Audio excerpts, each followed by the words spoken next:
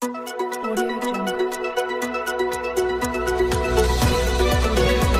پہلے نظر ڈالتے ہیں اب تک کی بلیٹن۔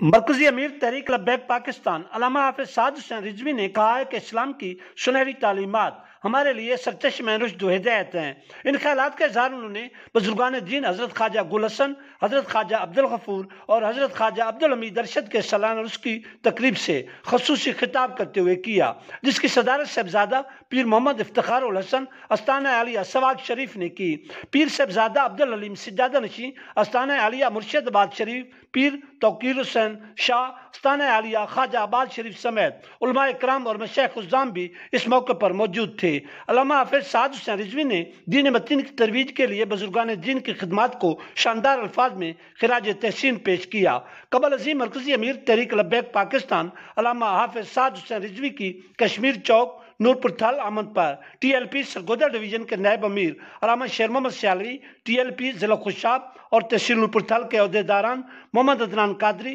محمد شفیق نظامی، شیخ حافظ انعام الرحیم، قاری اسد الخان نیازی اور قاری محمد نصیر سیالوی سمیت ٹی ایل پی کے ورکرز کی کثیر تعداد نے ان کا فقید المثال استقبال کیا۔